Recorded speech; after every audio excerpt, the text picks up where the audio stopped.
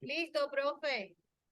Listo, buenas tardes para todos. No tengo imagen de ustedes, ¿no? No sé si ustedes me ven bien o me escuchan bien. Si no, no hay problema. Perfecto. Todos me ven bien. Ok. Bueno, buenas tardes para todos. Un placer para mí acompañarlos en estas segundas jornadas. Agradeciendo la invitación a Bermago Academia y a Helen, a Maritrini y a Andrea por esta segunda oportunidad en la cual tengo ocasión de compartir con ustedes. Vamos a hablar hoy de un tema bien interesante. Ciertamente es necesario hoy por hoy y siempre se ha sabido que la prueba en el proceso y en los procesos, no solamente penales, sino de todo tipo, la prueba no es todo, sin prueba no hay nada. Y hoy, por supuesto, las pruebas que tienen mayor relevancia son las pruebas electrónicas, las evidencias digitales, porque simplemente nuestra vida de relación se desarrolla en el ciberespacio, tanto la relación personal como profesional está prácticamente en estos tiempos siempre presente el ciberespacio y ahí se producen entonces los hechos jurídicamente relevantes. Nuestra ponencia se refiere precisamente a la obtención, preservación y promoción de evidencias digitales. Partan de la base de que toda prueba electrónica se basa en evidencias digitales y en general las pruebas. Lo primero que hay que hacer para abordar este tema es comentarles el artículo 187 del Código Orgánico Procesal Penal, que está referido a la cadena de custodia. ¿Por qué? Porque si la cadena de custodia no se cumple, si la cadena de custodia tiene vacíos, si tiene fallas, las evidencias que se obtengan simplemente carecerán de valor probatorio y por tanto no podrán ser utilizadas para poder formar convicción en el juez. Tenga en cuenta entonces que el 187 del COP establece que todo funcionario o funcionaria que colecte evidencias físicas debe cumplir con la cadena de custodia, entendiéndose por esta la garantía legal que permite el manejo idóneo de las evidencias digitales, físicas o materiales, con el objeto de evitar su modificación, alteración o contaminación desde el momento de su ubicación en el sitio del suceso o lugar del hallazgo, su trayectoria por las distintas dependencias de investigaciones penales, criminalísticas y forenses, la consignación de los resultados a la autoridad competente hasta la culminación del proceso. En Venezuela, en verdad, en la práctica nunca se le ha hecho no se le da una debida importancia a lo que es la cadena de custodia, no solamente la evidencia física, sino también de las evidencias digitales.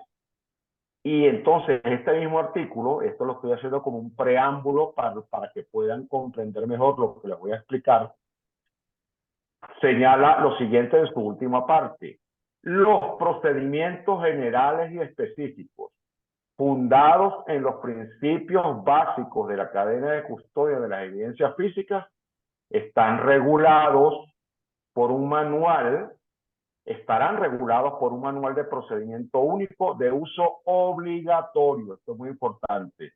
Manual de uso obligatorio para todas las instituciones policiales del territorio nacional que practiquen entre sus labores el resguardo, fijación fotográfica o por otro medio, colección, embalaje, etiquetaje, traslado, preservación, análisis, almacenaje y custodia de evidencias físicas, con la finalidad de mantener un criterio unificado de patrones criminalísticos. A raíz de este artículo, que fue producto de la reforma que se le hizo al COP en el año 2001, en la cual tuve oportunidad de participar como asesor de la Asamblea Nacional, de la Comisión Mixta de la Asamblea Nacional, se dictó en el año 2012 el primer manual único de procedimientos en materia de cadena de custodia de evidencias físicas.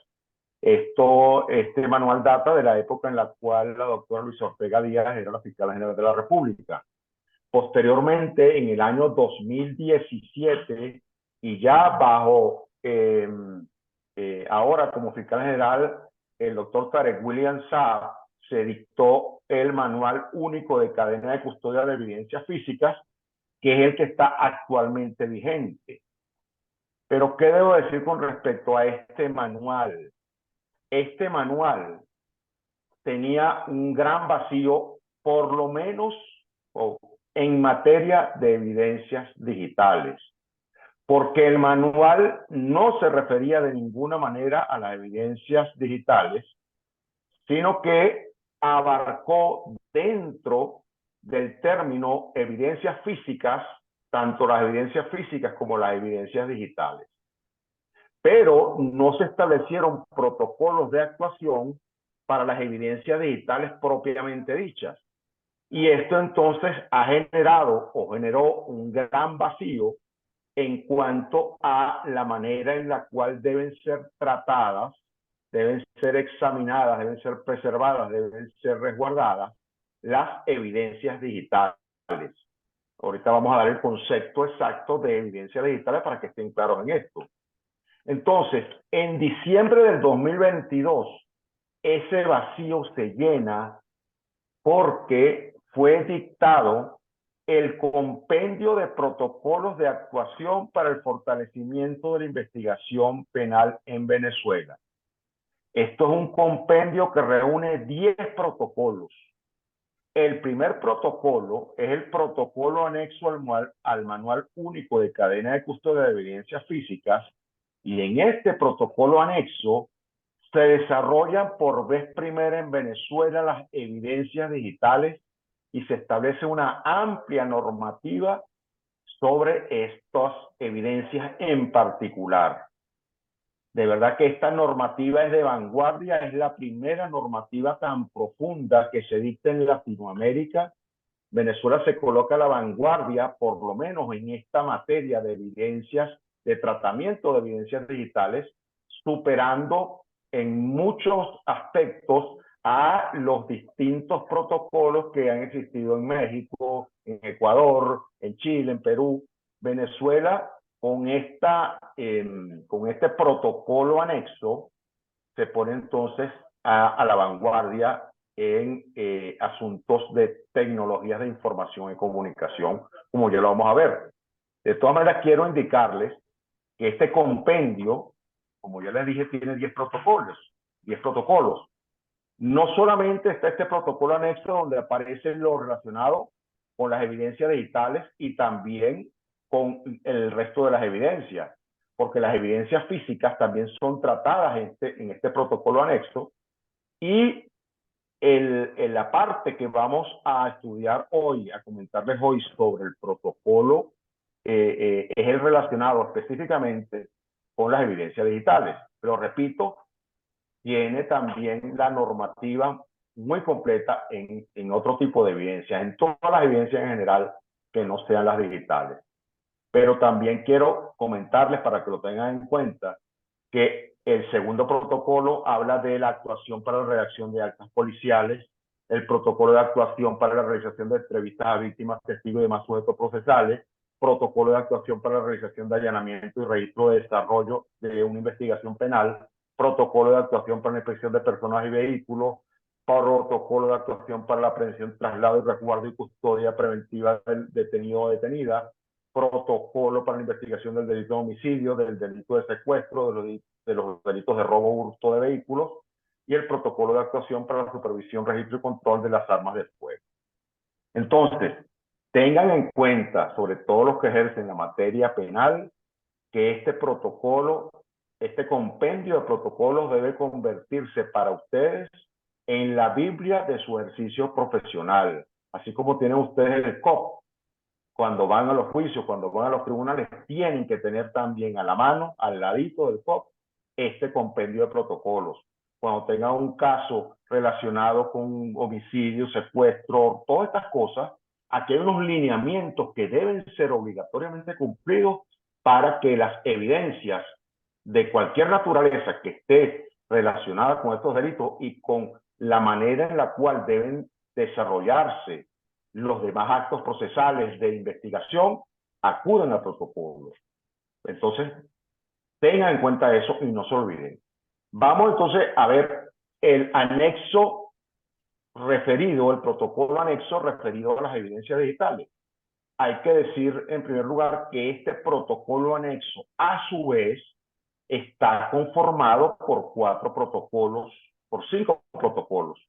El protocolo de obtención, el protocolo de laboratorio, el protocolo de resguardo, el protocolo de disposición final y el protocolo de excepciones. Nosotros, por supuesto, hoy vamos a referirnos a lo que tiene que ver con la obtención de la evidencia digital y al resguardo de esa evidencia. Al final vamos a hablar sobre cómo se promueven esas evidencias. Y otra cosa que quiero aclararles de entrada. Vamos a hablar ahorita sobre esto, digamos, sobre las evidencias digitales que son obtenidas por los funcionarios policiales, que son obtenidas en una investigación penal, ¿ok? Normalmente para los delitos informáticos. Estos protocolos tienen que ser obligatoriamente cumplidos y también tienen que ser cumplidos en la obtención de las evidencias digitales de otra clase de hechos que no se consideran delitos informáticos propiamente dichos, pero que están relacionados con la comisión de un delito, por ejemplo, de difamación o injuria en redes sociales, o un delito de calumnia. No son delitos informáticos, obviamente son delitos, digamos, de la vida real, pero donde se utiliza como medio de comisión las redes sociales, las redes de tecnologías de información y de comunicación. Por eso es que hay, en los casos en los cuales no sean los delitos informáticos los que estén involucrados, ustedes deben aprender como abogados a preservar las evidencias digitales, no solamente en los casos de delitos informáticos, sino también y especialmente en los casos en los cuales ustedes tengan la evidencia que le lleve su cliente en un teléfono celular respecto a un acoso cibernético, por ejemplo, respecto a una calumnia. Eso lo vamos a ir viendo ahorita con los ejemplos y lo van a entender mejor. Entonces, ¿qué hay que señalar primero de este protocolo anexo? Hay un glosario de términos muy interesante que tienen ustedes que leer, que hay que estudiar. Solamente voy a referirme a 3 o 4 de esos términos que están descritos en el protocolo anexo, en el glosario que les estoy comentando, para poder estar bien claros en la materia que quiero explicarles. El primer concepto que aparece ahí en el glosario es el de adquisición digital. ¿Qué es adquisición digital? Es el proceso por el cual se obtiene una copia exacta o imagen forense de un sitio del suceso digital. Ya vamos a ver qué es el sitio del suceso digital. O directamente de las evidencias contenidas en él, aplicando para esto técnicas especializadas de copiado que permiten verificar su integridad. Entonces, la adquisición digital no es más que la obtención de la evidencia digital del dispositivo electrónico en el cual se encuentra la misma contenida. ¿Qué es informática forense? Esto lo tienen que tener muy claro también. La informática forense, esto lo dice el glosario, perdón. Decía Helen. Ok, seguimos. ¿Qué es la informática forense? La informática forense es la disciplina auxiliar de la ciencia forense que permite recopilar y analizar datos de sistemas informáticos, redes, comunicaciones inalámbricas y dispositivos de almacenamiento y de cualquier medio físico digital que almacene datos e información para presentarlos como una prueba admisible frente a autoridades judiciales, es decir, los tribunales. Básicamente, la evidencia digital está constituida por los datos e información contenidos, repito, en un dispositivo electrónico como un celular, una tablet, un servidor, una página web. Ya ustedes van a ir viendo en la medida que vayamos avanzando. Otro término importante que tienen que tener en cuenta en el glosario, la diferencia que hay entre los distintos peritos que están autorizados para adquirir, para manipular, para examinar la evidencia digital. Son 2 tipos de funcionarios. el perito informático de campo y el perito informático de laboratorio. El perito informático de campo, de acuerdo al glosario que les estoy comentando, debe ser criminalista, profesional afín a las áreas de las tecnologías, capacitado en informática forense, para actuar como el primer respondedor en la escena de un incidente para realización inherente a la adquisición de evidencias digitales. Y el perito informático de laboratorio tiene las mismas características, pero tiene todavía una mayor preparación, habilidades y capacidades para manejar una amplia gama de análisis de dispositivos digitales. Tiene la capacidad para actuar en campo como en el laboratorio. Lo más importante, se los adelanto, de diferencia entre uno y otro perito. El único perito autorizado por este protocolo anexo del compendio de protocolos para poder realizar inspecciones, inspecciones del sitio del suceso, para poder realizar experticias informáticas, el perito informático del laboratorio, y ya lo vamos a ver por qué les digo esto. Vamos al último concepto que vamos a ver del glosario, que es el sitio del suceso digital. Definido como el espacio intangible que se encuentra contenido en un dispositivo digital o una infraestructura tecnológica relacionado con la perpetración de un presunto hecho punible, cuyo acceso debe hacerse mediante técnicas y herramientas especializadas de informática forense. Los procesos en este sitio solo pueden ser realizados por el perito informático de laboratorio. El sitio del suceso digital equivale, por supuesto, en la vida real al sitio del suceso físico, a la escena del crimen. Eso es equivalente. Siempre va a haber una equivalencia entre el mundo real y el mundo virtual. Y en el mundo real tenemos el sitio del suceso físico, donde ocurre el hecho punible, es donde están los rastros o indicios materiales del hecho punible, y el sitio del suceso digital, donde generalmente se verifican los denominados delitos informáticos. Sitio en el cual, repito, solamente puede actuar el perito informático laboratorio. Si lo hiciere cualquier otro funcionario policial que no tuviera estas características de ser de laboratorio, la prueba estará contaminada y eventualmente la evidencia podrá ser declarada nula e ineficaz probatoriamente. ¿Qué otra cosa importante tenemos que tener en cuenta en cuanto a lo que dice el protocolo anexo que estamos comentando? ¿Cuáles son los tipos de evidencia? Hay dos tipos de evidencia, o digamos clasificadas, que en principio los dos tipos son las físicas y las digitales. Pero a su vez está, entonces, aquí hay una clasificación que las clarifica. Fíjense cómo dice el protocolo que estamos comentando. La evidencia se clasifica según su naturaleza y estado en tangible, que son todas aquellas evidencias físicas sensibles en el sentido del tacto. Intangibles son todas aquellas evidencias físicas que no son sensibles al sentido del tacto.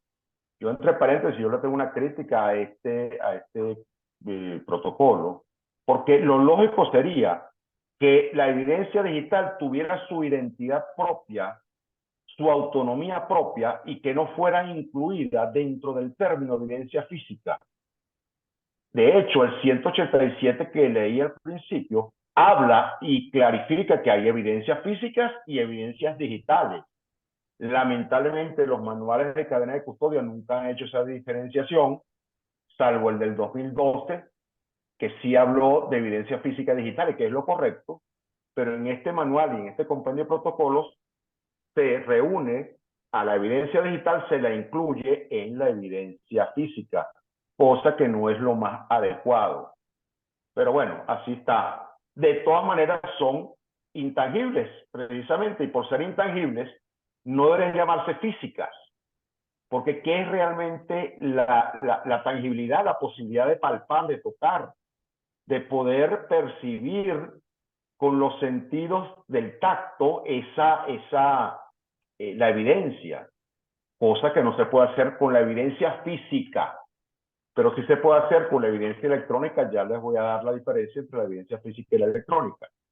Entonces también el manual habla de que la evidencia se clasifica según su naturaleza, son biológicas o no biológicas, según su estado, sólidas, líquidas, gaseosas, plasma, según su traslado, transportables o no transportables, según, después se habla de evidencias documentológicas, que tienen que ver todo lo relacionado con los documentos, y finalmente se habla entonces ya de una manera más detallada sobre las evidencias de tecnología de información, comunicaciones y operativas, las TICs y las OT. Entonces, después de describir el manual, en qué consisten estas tecnologías de información, definiéndola, de una vez lo digo, como cualquier dato o información digital y el equipo tecnológico que lo contiene susceptible de peritaje forense. Entonces, el protocolo habla de dos tipos de evidencias ya dentro del campo de lo digital, ¿ok? Evidencia en dispositivo digital, EBDD, referido a un equipo electrónico de naturaleza tangible que puede ser utilizado para procesar, almacenar y transmitir datos o información digital que se encuentra inmerso en un hecho punible. Y evidencias digitales, EBSSD, referido a datos de información digitales intangibles almacenados o transmitidas en binario en un medio tecnológico de acceso directo. Estos son texto, audio, video, imagen y datos híbridos donde se cometió el hecho delictivo. Me explico entonces. El protocolo habla de estas evidencias en dispositivo digital y evidencias digitales. Para clarificar mejor, hay dos tipos de evidencia en este mundo digital que estamos conversando. La evidencia electrónica y la evidencia digital, propiamente dicha. ¿Qué es la evidencia electrónica? La evidencia electrónica es el teléfono celular. La evidencia electrónica es tangible, usted lo puede tocar, usted lo puede palpar. La evidencia electrónica es la laptop, la computadora, el servidor. Eso es palpable, eso es tangible. Esa es la evidencia electrónica. Y la evidencia digital es la que está contenida en la evidencia electrónica.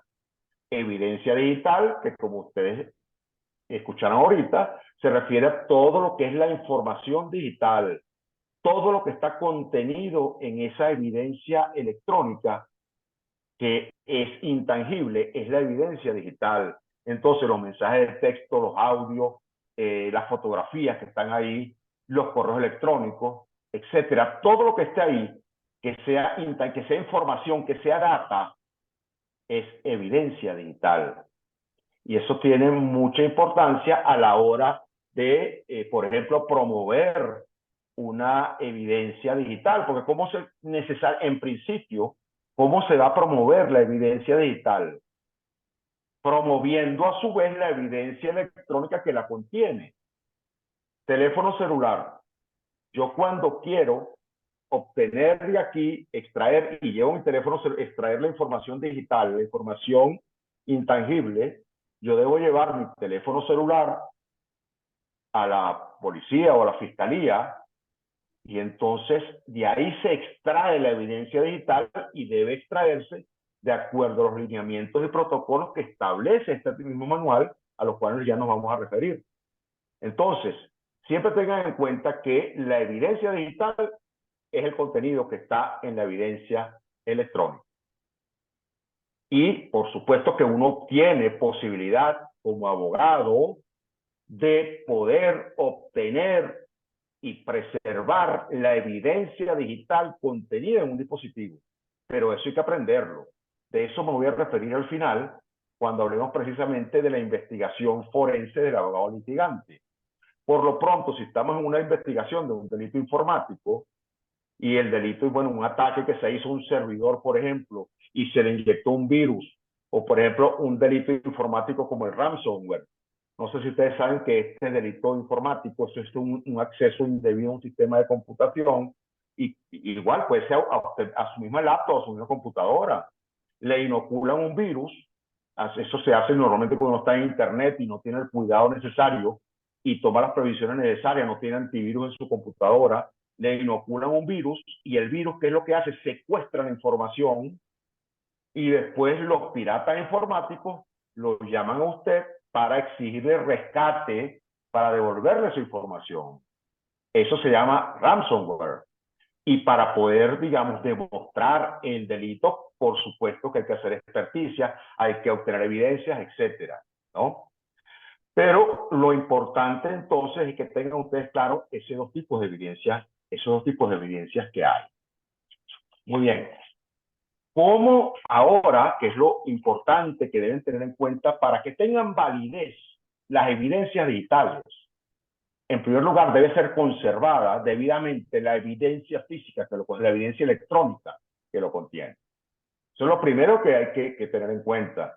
Por eso es que cuando usted consigue un celular en el sitio del suceso, por ejemplo, un celular al lado de un cadáver, eso es una evidencia electrónica que debe ser manejada debidamente.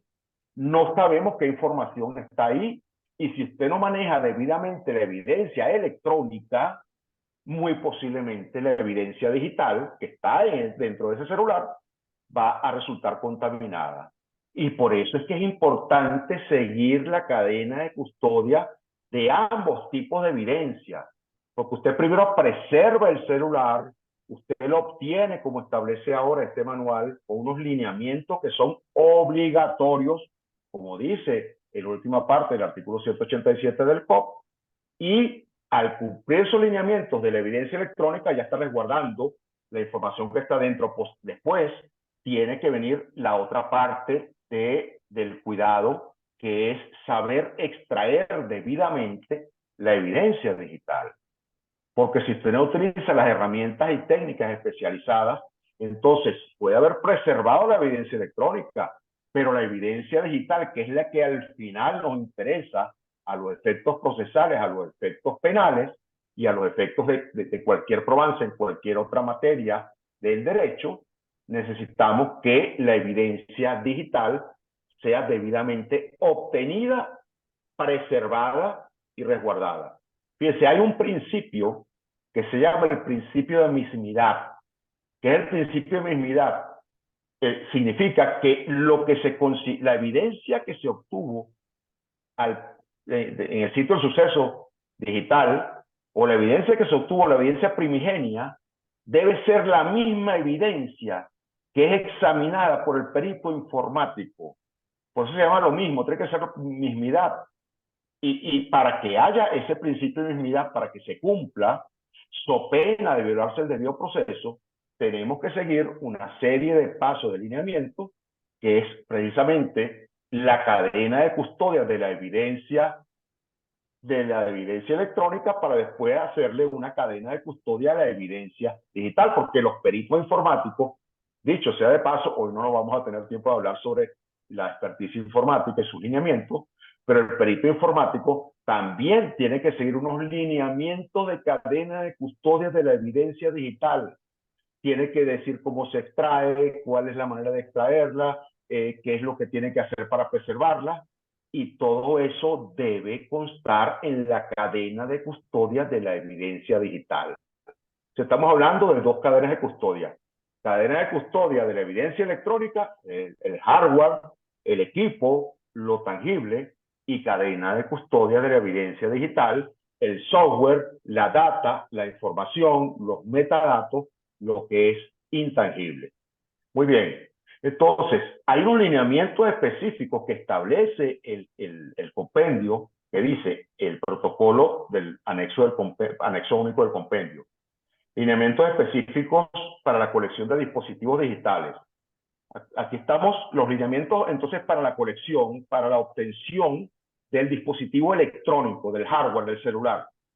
En este tipo de escenarios pueden intervenir criminalistas de campo previamente capacitados en la colección de evidencias digitales, especialistas en informática, forense, perito informático de campo, de laboratorio o cualquier otro funcionario con habilidades y destrezas y conocimiento específico del área.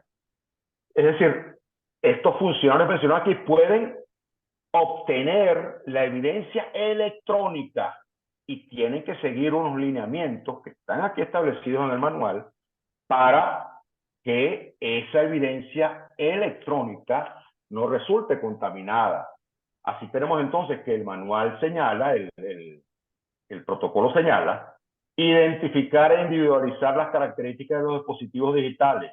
En caso de equipos móviles, email, número de SIM card, número de SIM, marca, modelo, tipo, cargador, ranura, USB, entre otros. Es decir, lo que está externo, lo que este aparato, lo que este celular tiene por fuera. Bueno, yo lo vi así, tal cual como se consigue en el sitio de suceso. Estos funcionarios pueden hacerlo, pero lo que no pueden hacer es manipularlo. Lo que no pueden hacer es empezar a meterse aquí en el WhatsApp, en los correos electrónicos, en el Instagram, en el Facebook. Eso no lo pueden hacer, pero es lo que se hace en la mala práctica de todos los días. Esa mala práctica va a tener que ir cambiando cuando este manual de verdad, estos lineamientos, se cumplan como debe ser, cuando empiecen a declararse nulos por los jueces las evidencias tanto electrónicas como físicas, como digitales, por no haberse seguido los lineamientos que aquí se establecen. Después se dice, por ejemplo, si no está encendido, no lo encienda para evitar el inicio de cualquier tipo de programa.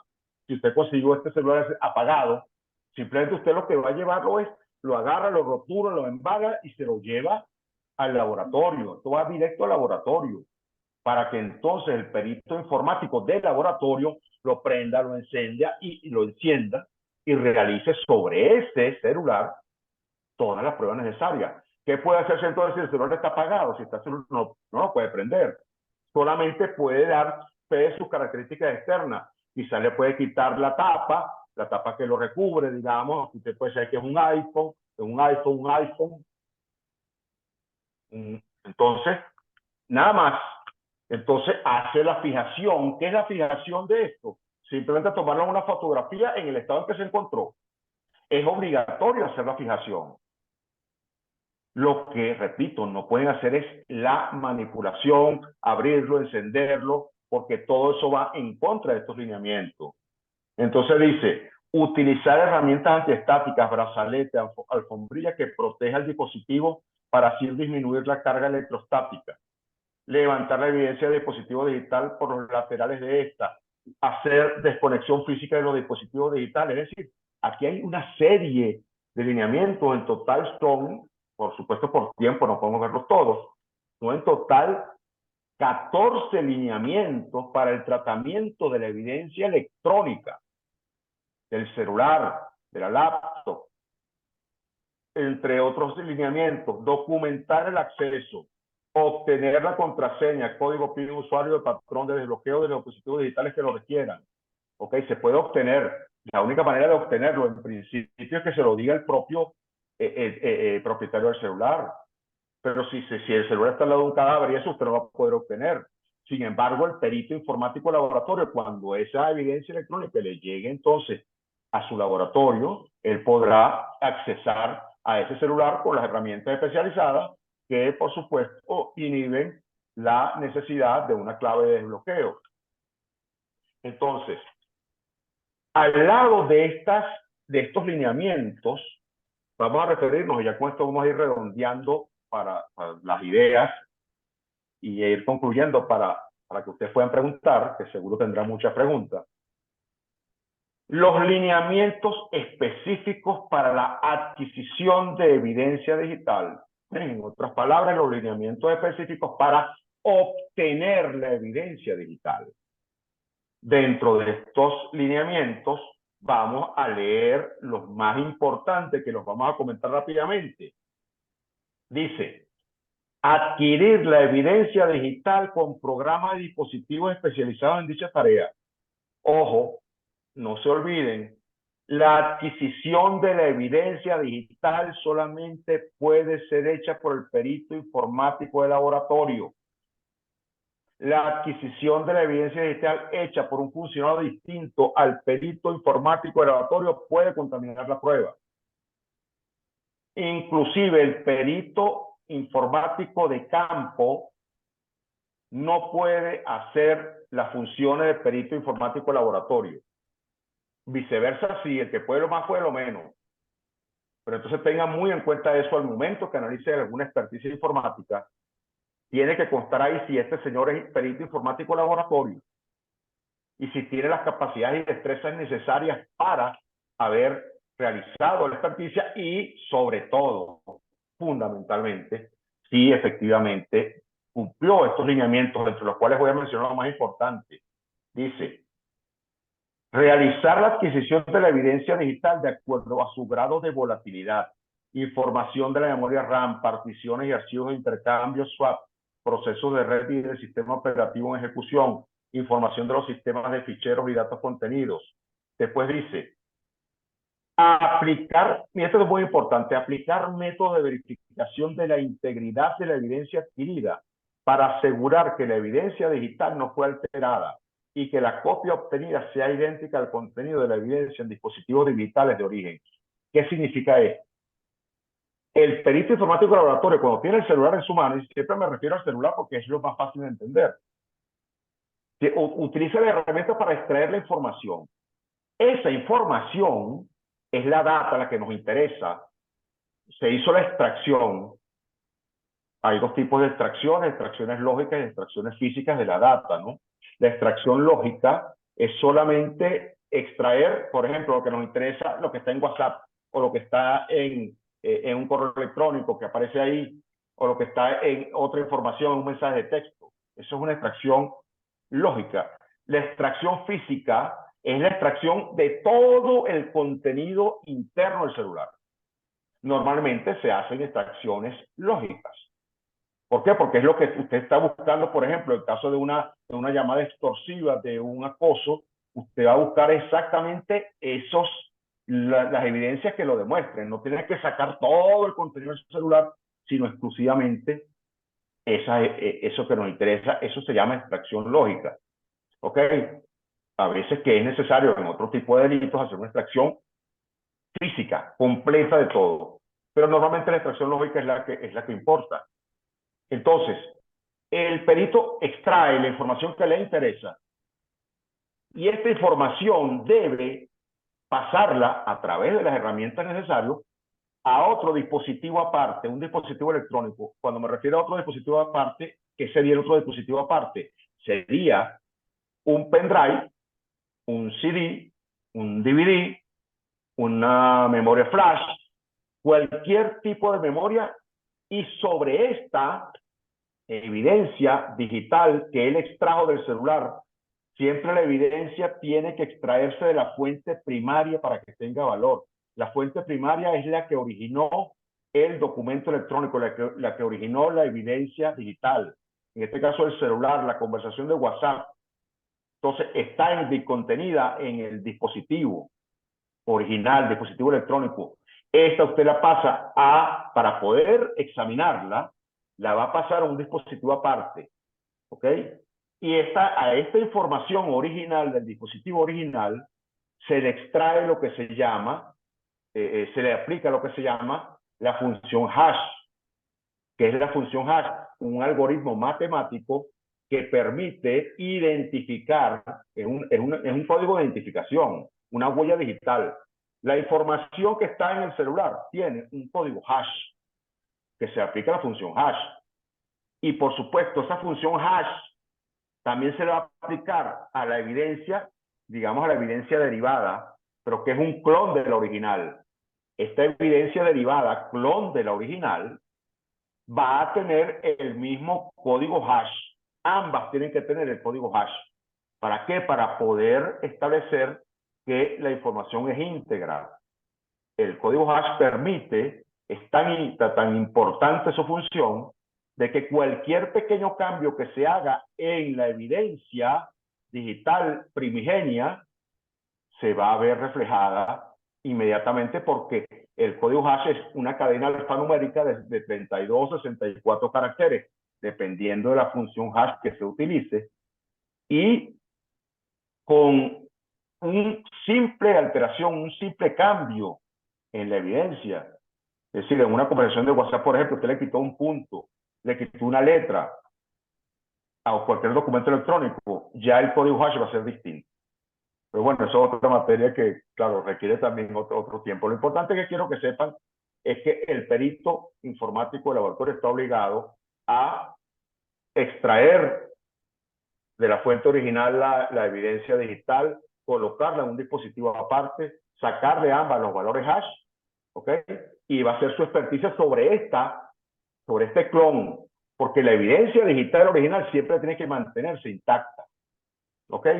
¿Qué dice entonces? Documentar, dice el manual, este compendio, dice documentar la adquisición por selección de la evidencia digital, incluyendo lo siguiente: identificar carpetas, archivos y toda la información relevante disponibles a ser adquirida, realizar una adquisición lógica de todos los datos identificados, obtener las credenciales de acceso a los sistemas y aplicaciones que serán objeto de adquisición, bases de datos, correos electrónicos, redes sociales, entre otros. Y muy importante lineamiento que nunca deben perder de vista es este. El lineamiento 11, página 67 del protocolo anexo del compendio de protocolos de investigación para el fortalecimiento de la investigación penal en Venezuela. 11. Gestionar ante el tribunal correspondiente la autorización del acceso a los sistemas y aplicaciones que serán objeto de adquisición, base de datos, correos electrónicos, redes sociales, entre otros, cumpliendo la normativa legal vigente. ¿Qué significa esto? Que no se puede revisar el celular, el contenido de un teléfono celular o cualquier otro dispositivo electrónico sin orden judicial. Si el perito informático hace todo su cadena de custodia, todo perfecto, hace todo bien, pero no obtuvo previamente la autorización judicial para poder revisar el contenido del celular, la información obtenida es nula por ilícita. Prueba obtenida ilícitamente. Por eso es que hay que darle cumplimiento estricto a lo que dice el artículo 48 sobre la necesidad constitucional, sobre la necesidad precisamente de obtener una autorización judicial. Realmente aquí tenemos la mala práctica de estar revisando los celulares de los funcionarios sin orden judicial y eso contamina la prueba. Y ustedes tienen que, como abogados, exigir el cumplimiento de estas cosas. Una y otra vez hay que exigirlo. Porque no solamente es la forma, es el fondo. El principio básico en materia de pruebas ilícitas es que cualquier prueba que se obtenga en violación o en fraude de los derechos constitucionales es radicalmente nula, por más relevantes que sean los hechos que se pretenden probar con esa prueba o con esa evidencia. Entonces, para terminar ya y dar paso a la sesión de preguntas y respuestas, quiero decirles que desde el punto de vista, digamos, del ejercicio profesional, es importante que se tengan en cuenta varias cosas. El abogado tiene que formarse para saber cómo obtener evidencias digitales de los dispositivos de los celulares. Tiene que formarse porque usted puede, sin ser perito informático y teniendo los cuidados necesarios, usted puede obtener la evidencia digital que está aquí en el celular. Por ejemplo, yo desde hace muchos años ya vengo trillando una y otra vez cómo obtener las conversaciones en un chat de WhatsApp que tengan relevancia jurídica. Lo primero que usted tiene que hacer es exportar del chat, exportar a través de la propia función que le permite WhatsApp, exportar la evidencia a un correo electrónico o cualquier otra aplicación externa y obtener el documento electrónico del chat. No se conforme, que es la mala práctica de todo el tiempo. El simple pantallazo. Señores, el pantallazo, lo he dicho otras veces, lo he escrito en mi Instagram. Tengo mi Instagram, @José Luis Tamayo Rodríguez. Exclusivamente trato de temas de derechos digitales. Todos estos temas los trato recurrentemente. El valor de los pantallazos, por qué es importante obtener el código hash, cómo se hace, todas esas cosas. Yo les recomiendo que si están interesados en este tema me pueden seguir Y ahí van a conseguir una cantidad de información sobre toda esta materia. Pero lo importante es que entonces usted tiene que promover, por ejemplo, cuando es un chat de WhatsApp, no solamente va a conformarse con el pantallazo, que es un error, es un garrafal error, porque lo que le viene diciendo, como yo lo dije estos días, el pantallazo desde el punto de vista probatorio por sí sola es menos que la nada. Eso por sí solo no sirve con que se le impune a la contraparte y eso no tiene valor.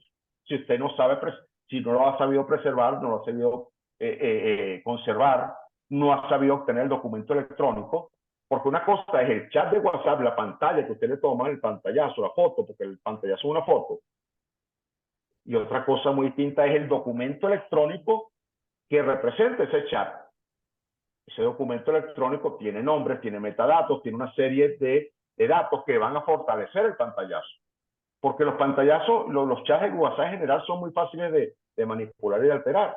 Por eso que es importante que usted tiene que saber obtener, preservar y después promoverlo. Y con esto cierro. Cualquier pregunta, estoy a la orden. Para promover una prueba electrónica, cuando usted promueve una prueba electrónica, una evidencia digital, eso tiene que ser promovido en su formato nativo. Si es una evidencia digital, ¿cuál es su formato nativo? Su formato digital. El formato que da las propias aplicaciones digitales. Por ejemplo, un documento de Word. ¿Qué es lo que se hace? Se imprime y se promueve. Eso no es así. Si usted quiere promover la evidencia digital del documento de Word, por ejemplo, o un PDF, usted tiene que promover el formato original en un pendrive, un dispositivo electrónico aparte. Es un error del abogado conformarse con promover una evidencia electrónica, entre comillas, si no presentó al mismo tiempo su formato nativo, un dispositivo que la contiene, un pendrive que tenga eso. Entonces, eso hay que aprenderlo. Eso hay que saberlo hacer. Y por eso aprovecho y con esto cierro. Nosotros tenemos un diplomado que vamos a empezar el lunes, por cierto, sobre toda esta materia digital, donde precisamente todo esto hay que trabajarlo, estudiarlo, profundizar en él, para poder entonces uno saber cómo obtener, preservar y promover las evidencias digitales que tienen sus técnicas especializadas. Bueno, lo dejo aquí. Muchísimas gracias por su atención. Estoy a la orden para responder cualquier pregunta que alguien tengan formularme. Buenas tardes, hasta luego.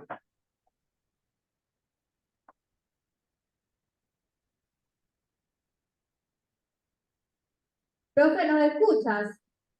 Perfectamente, ahorita sí lo escucho, sí, ahorita sí. ¿Escucharon bien todos? ¿Todo se escuchó nítido? Perfectamente, la conexión de internet excelente. Qué Bueno, bueno. agradecidas con tu disertación. Un tema bastante interesante, tan interesante como complejo, que a veces ni siquiera los administradores de justicia saben manejar a cabalidad. Esta Así cuestión es, de la gran mayoría, es la realidad, esa es la realidad tal cual. la gran mayoría de las pruebas digitales y de los medios electrónicos. Vamos a dar el derecho de palabra. Vamos a ver si alguien del público quiere formular alguna pregunta. Mira, no tengan miedo en preguntar, yo siempre digo eso. Es bueno siempre preguntar, independientemente de cualquier cosa, siempre hay dudas y obviamente que uno siempre tiene que preguntar precisamente para tratar de esclarecer lo que no entendió. Buenas tardes, doctor Tamayo. Gusto en A la saludarlo. orden, Mire, igualmente. Ana Karina Ramírez Díaz. Mire, una duda que me surge a raíz, bueno, no soy penalista, no es mi área de especialidad.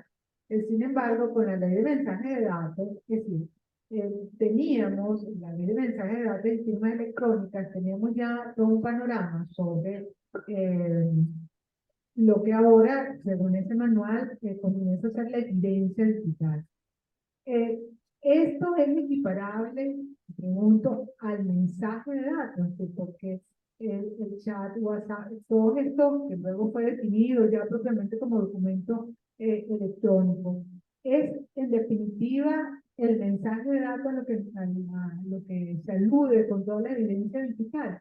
Y en ese sentido, le pregunto porque usted habló uno de los principios que era la mismidad, ¿no? Si entendí bien. El principio de mismidad. Exacto. Este es el principio de integridad que se maneja pues con la ley de mensaje de datos y firma electrónica y que alguna, desde la sentencia Rockwell, pues se ratifica, ¿no? La necesidad de la integridad del mensaje de datos para que cumpla pues su función probatoria. Son dudas a raíz de ese manual, pues bueno, como le dije, el penal no es precisamente mi especialidad, pero a ver, me surge esa duda, porque teníamos la categoría conceptual del mensaje de datos y ahora se introduce toda esta de la evidencia digital, ¿no? Y de la evidencia electrónica que entendemos ya que es el hardware, el dispositivo propiamente, ¿no? No sé si me Ok, expliqué. sí, perfectamente y muy oportuna la pregunta y quiero explicar, me da oportunidad para explicarles algo. Obviamente que la ley de mensajes de datos y firmas electrónicas sigue vigente de hace 20 años, ya es una ley que está vetusta, una ley que tiene que ser reformada, adaptada a las nuevas tecnologías. Pero mientras tanto es lo que hay, es lo que tenemos. ¿Qué sucede? Yo siempre he sostenido, y quizás lo pueden entender, y no importa que sea materia penal o no, porque todo lo que se hace referencia a evidencias digitales y pruebas electrónicas es aplicable para cualquier materia. Yo puedo tener, por ejemplo, un contrato mercantil hecho por WhatsApp, por ejemplo, o a través de correo electrónico. Eso es perfectamente válido. ¿Qué sucede? Hay que diferenciar dos cosas, dos conceptos. El primer concepto, ¿qué es un documento electrónico? Un documento electrónico es aquel documento intangible, ojo, que es generado por un dispositivo electrónico, que puede ser almacenado por un dispositivo electrónico y que puede ser transmitido por dispositivos electrónicos. Eso es un documento electrónico, generado, almacenado y transmitido. ¿Qué son documentos electrónicos, por ejemplo? Cuando usted agarra su computadora y usted hace un contrato de arrendamiento en formato Word o hace cualquier otro tipo de contrato en un formato PDF, o hace un video, todo un video, una fotografía, todos son en principio documentos electrónicos que se crean por los propios dispositivos. Ok, ¿qué ocurre? El documento electrónico no es un mensaje de datos, es un documento electrónico, pero el documento electrónico puede llegar a ser un mensaje de datos. ¿Cuándo llega a ser un mensaje de datos? Cuando ese documento electrónico usted lo transmite por la red. Usted lo transmite a través de un correo electrónico, a través del WhatsApp, o a través de Instagram, a través de cualquier otra aplicación. La transmisión es lo que hace al documento electrónico un mensaje de datos. ¿Ok? Entonces, una cosa es, cuando usted redacta un correo, en un Gmail se metió y usted redacta mi correo, y usted dejó su correo en la bandeja de salida y nunca lo envió. Eso no es un mensaje de datos, obviamente, pero sí es un documento electrónico. Es decir, todo mensaje de datos es un documento electrónico, pero no todo documento electrónico es un mensaje de datos. ¿Por qué? Porque el documento electrónico, para que sea mensaje de datos, tiene que ser transmitido. Si no es transmisión, no es mensaje. Eso es lógico, ¿no? Pero eso a veces se confunde. Entonces, yo puedo, con los correos electrónicos, es lo más fácil, que es el mensaje de datos por excelencia. ¿Por qué? Porque el correo electrónico, normalmente transmite información por ahí, pero usted creó previamente el documento electrónico. Entonces, repito, son dos cosas distintas. Eso sigue vigente, eso no tiene nada que ver. El correo electrónico, cuando fue transmitido, y digo correo electrónico porque, repito, yo puedo hacer un correo electrónico y nunca lo envié. Yo puedo, por ejemplo, hacer un mensaje de WhatsApp y nunca lo envié. Si yo hago un mensaje, un chat, y escribo chat y se me olvidó, lo dejé ahí en la bandeja de salida, nunca lo mandé. Yo creé un documento electrónico, pero no es un mensaje de datos hasta que no se transmita. Y eso es bueno que se tenga en cuenta, porque si usted clarifica los conceptos, puede estar más claro en el asunto. Entonces, el documento electrónico que es transmitido es el mensaje de datos. O sea, el mensaje de datos puede ser simplemente el texto del correo que usted envió por Gmail. Ese es el documento electrónico porque lo creó a través de una aplicación electrónica y es un mensaje de datos. ¿Cuál es mi posición con respecto a los pantallazos de WhatsApp? Normalmente, ¿qué es el pantallazo? Digamos, el pantallazo de WhatsApp es el documento electrónico más primitivo que puede haber. Más yo ni siquiera lo incluiría ahí, pero bueno. Porque ¿qué es el pantallazo? Usted pone a ver, el simple pantallazo, que es lo que hacen los abogados generalmente. Toma el pantallazo, toma la foto, porque el pantallazo, repito, es una fotografía, es una imagen. ¿Qué hace con ese pantallazo? Tú llegaste, lo imprimiste y lo llevaste al tribunal. Y te promueve el pantallazo. Porque yo digo que el pantallazo es menos que la nada probatoria. Cuando tú consignas el pantallazo impreso, ¿qué es lo que se hace? Eso no es ni un documento electrónico ni un mensaje de datos. Ojo, el pantallazo. El chat. Tienes que distinguir entonces lo que es el chat de WhatsApp propiamente dicho y el pantallazo de ese chat. Si tú entiendes que el chat propiamente dicho es precisamente esa transmisión de mensajes de datos entre A y B, entre un grupo de WhatsApp que se están transmitiendo datos, ahí está todo el tiempo, hay una transmisión de datos, de información, que son documentos electrónicos porque se crearon con la aplicación WhatsApp y la está transmitiendo por la red WhatsApp. ¿Ok? Van encriptados, etcétera. Entonces, esos son, el chat obviamente es un documento electrónico y un mensaje de datos cuando se transmitió. ¿Cómo entonces, cuál es el asunto? ¿Cómo yo estos documentos electrónicos los promuevo para que tengan validez en el tribunal? Lo primero que se hace, el pantallazo, perfecto.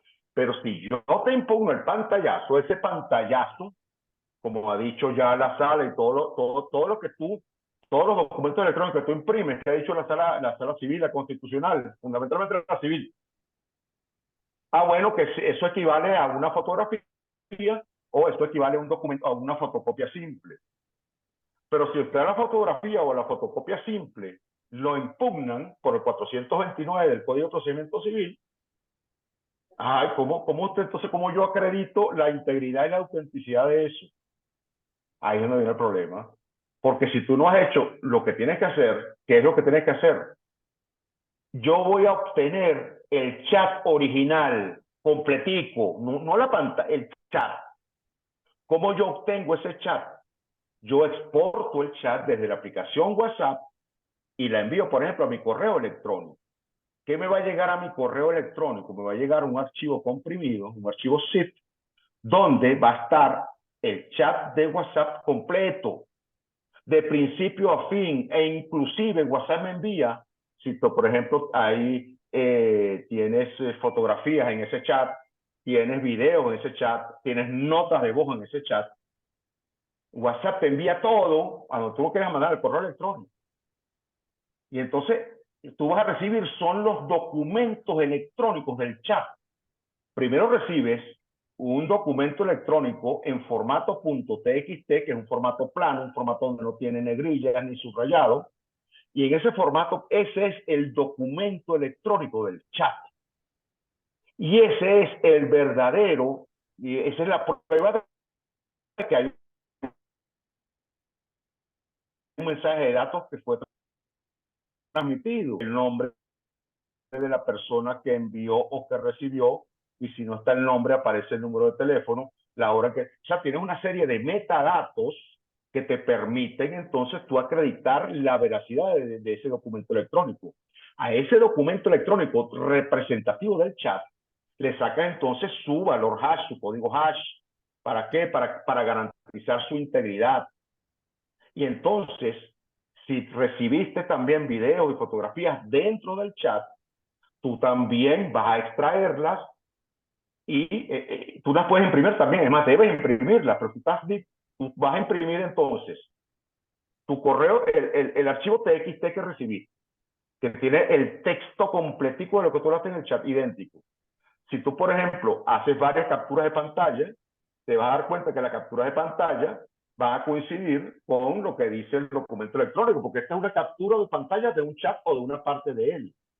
No es lo mismo tener 3 capturas de pantalla que tener el documento completo del chat, que son 2 cosas distintas. Entonces, usted tiene su documento.txt, tiene los videos formato .mp4, puede tener cualquier un documento que se haya enviado por chat, un documento .doc, o puedes tener uno .pdf, excelente. Entonces, ¿cómo tú promueves eso? Tú puedes promover los pantallazos, número 1. Número 2, promueves el documento electrónico del chat con su respectivo código hash. Promueves los videos o las notas de voz que estén ahí con su código hash también. Y eso todo tienes que pasarlo, migrarlo a un dispositivo electrónico. Por entonces, ¿cuál es la forma de promover la prueba electrónica? La evidencia digital. Yo lo puedo, repito, yo puedo promover impreso, pero debo promover el dispositivo electrónico que contenga todo eso en su formato electrónico. Y repito, las evidencias electrónicas, las pruebas electrónicas tienen siempre que ser promovidas en su formato nativo, cosa que no se hace. No sé si me expliqué. Hola, profesor. Buenas tardes. Helen por acá, nuevamente. Hola, Belén. Como siempre, pues, sus ponencias y sus intervenciones, cada vez que lo escucho, pues, a uno le dan muchas ganas de seguir preguntando, ¿no? Y de conocer más sobre este tema. Bueno, me alegro. Importantes, así como las ponencias de los demás profesores del día de hoy. Yo pienso que hay mucha resistencia con el tema de los medios de prueba digitales, ¿no? La promoción de los medios de prueba digitales. Hace unos minutos estaba un colega por acá, que creo que ya se fue, no sé si ya se fue, y nos hablaba, decía, bueno, pero es que sí, muy chévere todo lo que se está hablando el día de hoy, pero cuando uno va al tribunal, empiezan a decirle que por qué uno promueve esto y que por qué promueve aquello. Y yo le digo, bueno, pero es que, o sea, si tú eres abogado, tú vas a promover los medios de prueba que tú consideres mejor para tu defensa, ¿no?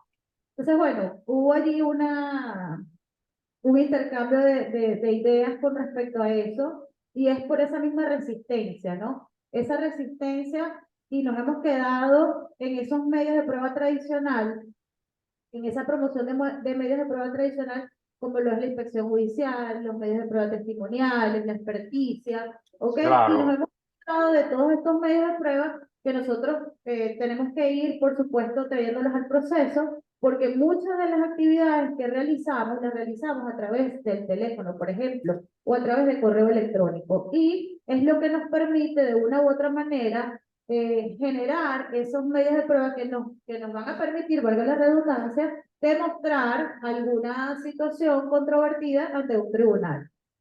Correcto. Entonces, yo pienso que el llamado es a atreverse, ¿no? Atreverse, primero, por supuesto, a educarse, a estudiar un poco más sobre este tema que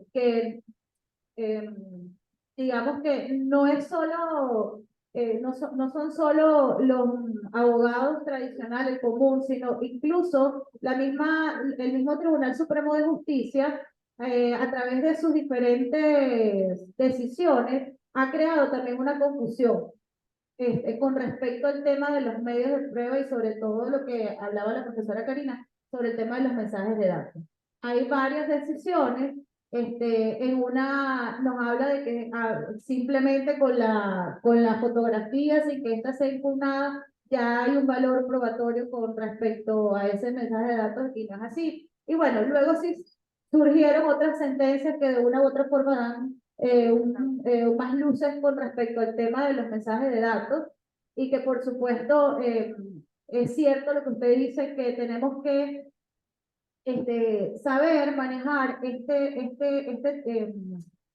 cómo mantener esa información, cómo exportar ese chat para que nos pueda servir como medio de prueba y resguardarlo, que es diferente Claro. cuando lo usamos en un proceso civil a un proceso penal, porque obviamente en el proceso civil lo vamos a tener esos funcionarios que se supone son los que se encargan de hacer el resguardo de la evidencia, esos peritos que, bueno, que ya sabemos que esas experticias que realizan dejan mucho que pensar también, ¿no?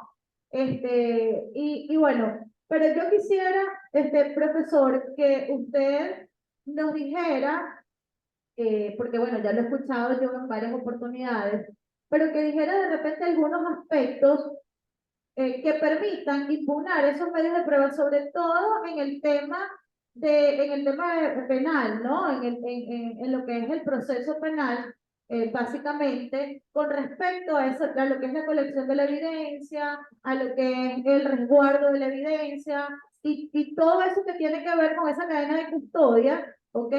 ¿Cómo hace el abogado para impugnar esas experticias? Porque, bueno, yo que lo he escuchado, sé que hay muchas formas, pero quisiera que usted lo haga, lo diga acá ante este grupo, que quizás algunos no han tenido la oportunidad de escucharlo, y que de una u Ok, otra forma ellos se vayan acá con un poco, digamos, con más ganas de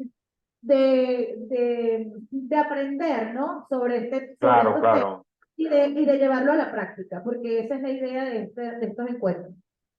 Ok, muy bien, fíjate, en primer lugar, esa resistencia, la única forma de vencerla es aportando de una manera adecuada el conocimiento sobre la materia digital. Tú no puedes promover una prueba electrónica, una evidencia digital, sin conocer cómo funcionan las evidencias, cómo se extraen, cómo se viajan por la red.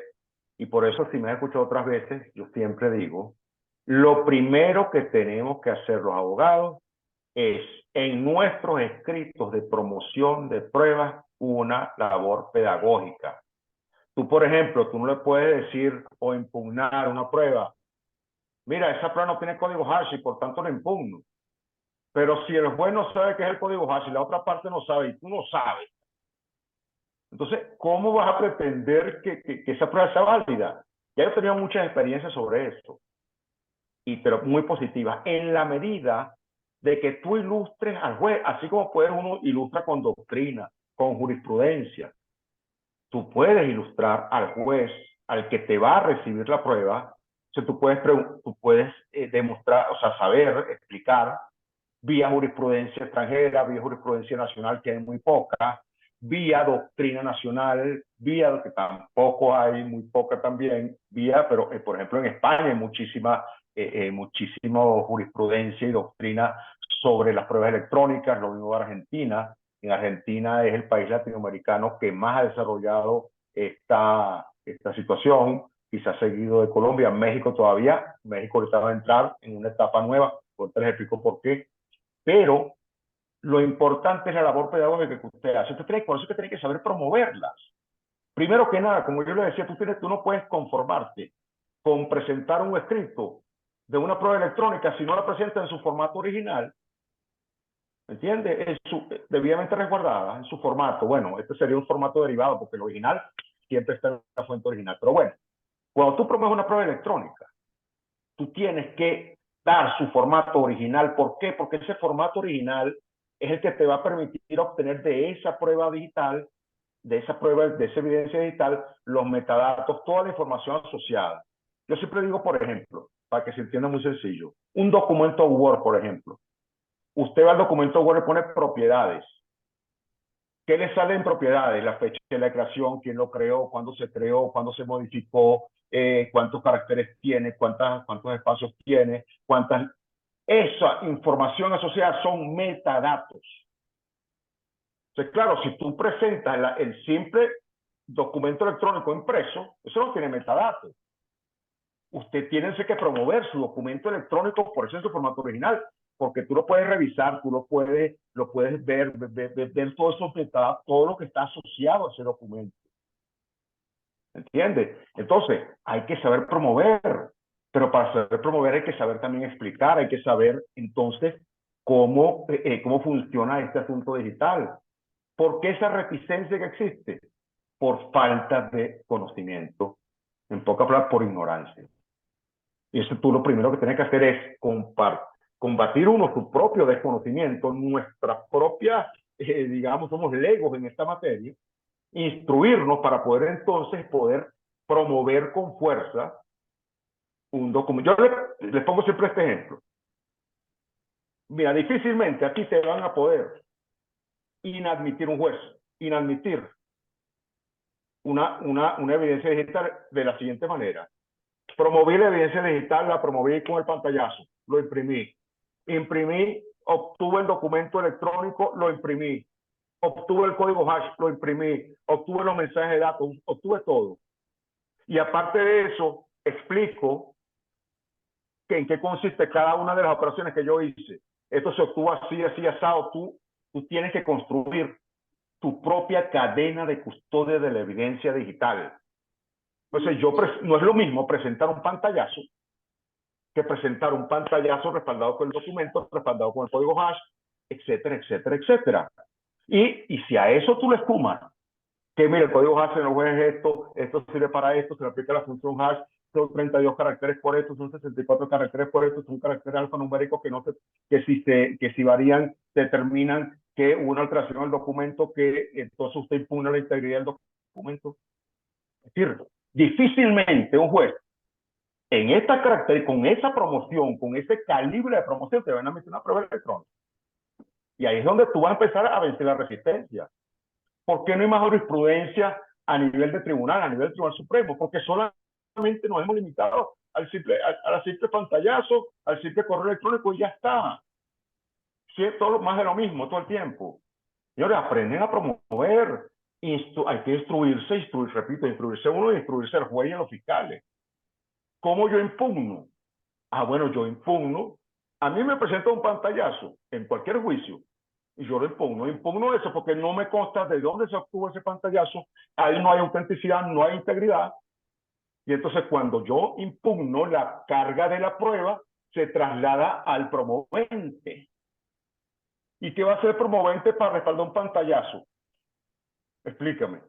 Si no sabe que es un documento electrónico, si no sabe que hay un chat que lo respalda, no vas a poder hacerlo. Lo más que vas a poder hacer es, bueno, voy a promover, que es la única, en principio, tú que en esos casos que tienes que hacer es promover la fuente original, el teléfono, el dispositivo, el celular, por ejemplo, el dispositivo electrónico, para que se le haga una experticia informática a su contenido y esta experticia informática determine que efectivamente el pantallazo que tú presentaste está contenido, el chat representativo de ese pantallazo está contenido aquí. Entonces, frente a una impugnación, claro, a mí también me pueden impugnar, digamos, el juez me admitió la cuestión, pero llegó a la contraparte y dice, yo le impugno con ese documento electrónico, está alterado por esto.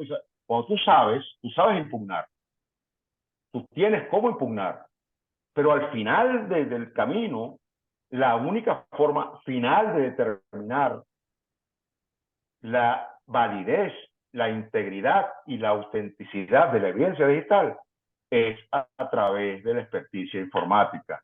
Siempre lo he dicho, no necesariamente tienes que presentar al principio, pero puedes hacerlo.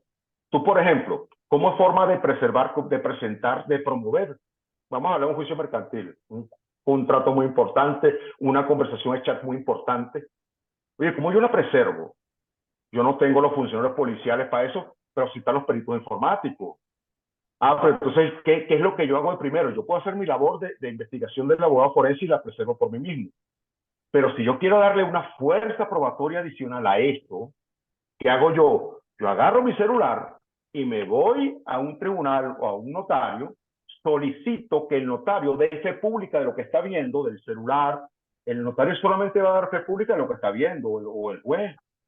Pero si te hace asistir de un perito informático como práctico, él te puede entonces determinar con sus conocimientos, habilidades, él puede extraer la información y de todo lo que haga el perito informático va a quedar un acta que se levanta en el tribunal y esa acta, ojo, eso es un documento público de una jurisprudencia de la Sala Constitucional que ya lo ha establecido así. Se está promoviendo una prueba de documento público de un documento electrónico, que es ese chat de WhatsApp. Entonces, hay que saber promoverla. Entonces, difícilmente un juez le va a poder entonces inadmitir una prueba que se hizo, que consta en un documento público, que tiene fe pública, que fue hecha por un perito informático, difícilmente se le va a inadmitir. Y si se le impugnan, simplemente ya usted tiene una prueba informática que está aquí, y si te impugna, entonces, bueno, yo promuevo una contra otra experticia, y la otra experticia va a determinar que todo este procedimiento que se hizo aquí es correcto. Repito, aquí de lo que se trata es de saber instruirse, entender todo lo que digo yo, el idioma informático. ¿Cómo tú le explicas a un juez que es una dirección IP? Todo el mundo habla de las direcciones IP. Oye, pero tú realmente sabes que es una dirección IP, sabes cómo funciona, sabes en qué consiste. A veces cree que la gente una dirección IP es la dirección de, no, bueno, que con eso ubico el celular. Eso es mentira. Por ejemplo, una dirección IP, por ejemplo, es un sitio, vamos a llamarlo así, que permite la conexión de varios dispositivos electrónicos en un momento dado. Entonces, por ejemplo, se va, en su caso, que tiene su router, se conecta su Wi-Fi, es una sola dirección IP a la cual se pueden conectar varios dispositivos. Entonces, no creas que porque mi dispositivo, mi teléfono celular tiene una dirección IP, no, ya es el culpable de, porque puede haber otros dispositivos con la misma dirección IP que no sea el celular incriminado. Entonces, lo que quiero decir es que si tú no sabes cómo funciona, y así te digo cómo funciona la informática, todas estas cosas básicas tienes que conocerlas para poder tener los elementos necesarios, primero para que te admitan tu prueba. Tú instruyes al juez para que le vas a decir todo lo que es, te pones jurisprudencia, pones doctrina, pones todo lo que tú puedas apuntalar tu promoción, difícilmente te la van a admitir, difícilmente te la van a poder impugnar, la pueden impugnar siempre, pero esa impugnación va a quedar en nada y por supuesto va a tener que ser valorada. Entonces ya es hora de que dejemos, digamos, seguimos siendo tan elementales en esta materia. Entonces, y con esto ya termino, pues vamos terminando. Los documentos, en mi opinión, hoy por hoy, tú no te puedes conformar con presentar como prueba el documento impreso de Gmail, donde está el documento cierto, eso te lo está emitiendo la sala. ¿Qué pasa si te lo impugnan? Si a mí me impugnan el correo electrónico que yo llevo impreso, ¿cómo lo respaldo? Ese viene el problema. En principio, a la carrera te dicen, en principio, bueno, con una pericia informática. Perfecto, eso puede ser. Pero hoy por hoy, usted debería promover el documento electrónico del correo electrónico. Ese documento electrónico te lo proporciona el propio Gmail, por ejemplo. Entonces, cuando yo promuevo un correo electrónico, yo no me voy a conformar solamente con el texto impreso. Yo le promuevo en un dispositivo, un pendrive aparte, el documento electrónico de ese correo, que lo puedes sacar desde Gmail, eso hay que saberlo obviamente hacer, ¿no? Y a ese documento electrónico del correo electrónico yo le saco el código hash. A todo documento electrónico yo lo protejo en su integridad con el código hash. Entonces yo te promuevo el documento electrónico, el correo electrónico impreso, te promueve el documento electrónico del correo electrónico con su código hash, con todos los metadatos que me proporciona la propia aplicación de Gmail. Entonces, bueno, bájate con una impugnación, no va a ser muy fácil porque yo tengo la manera, si tú me impugnas, bueno, yo ¿qué promuevo yo? El documento electrónico del correo electrónico, te explico lo que es el código hash, y explico qué son los metadatos, explico por qué esa dirección IP está vinculada a ese correo electrónico, etcétera, etcétera. De eso se trata lo de saber promover las pruebas electrónicas y las evidencias digitales. El punto es, insisto, que lamentablemente el desconocimiento es mayúsculo, la ignorancia es extrema, el desconocimiento es extremo y por eso todos tenemos que instruirnos. Entonces, cuando usted empiece a promover debidamente las pruebas electrónicas y se comprende el contenido y alcance de ellas, es otra cosa. En cuanto a la experticia que me estabas preguntando, yo digo, más del 90% de las experticias que se hacen en Venezuela no sirven para nada. Experticia en los casos penales. Y cuidado más. Y solamente, hoy por hoy es más fácil demostrarlo. Fíjense, mi dedicación actual prácticamente, la más centralizada, es analista jurídico de pericias informáticas. Usted me pone cualquier pericia informática de cualquier experto y yo casi con seguridad que se la destruyo. en cuanto a su valor probatorio. ¿Por qué? Porque son múltiples factores. Aquí, por ejemplo, hacen experticias. Hoy por hoy, con los lineamientos que tienen los expertos informáticos, oye, la experticia informática, para decirle de una vez, cuando usted promueve una experticia, no solamente es el informe informático, usted tiene que promover el dispositivo electrónico en el cual conste la información que usted peritó, para yo poder hacer una experticia, porque así si a mí no me permiten hacer una contraexperticia que está prevista en el 226 del COP, entonces no hay principio de contradicción y esa prueba no sirve. Entonces yo le impugno. O sea, mire, las fallas que tiene la... Y por eso es que yo me he especializado aquí en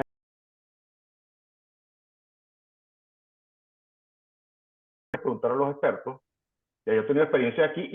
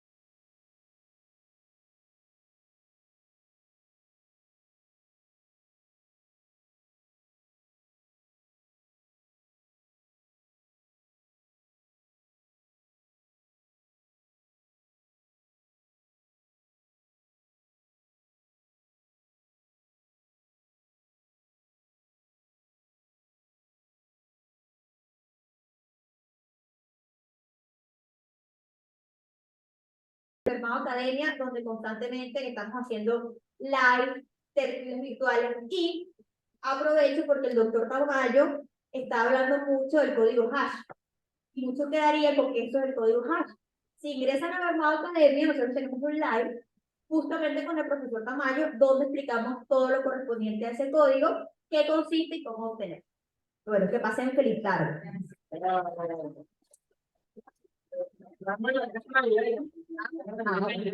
Con intercambio y todo.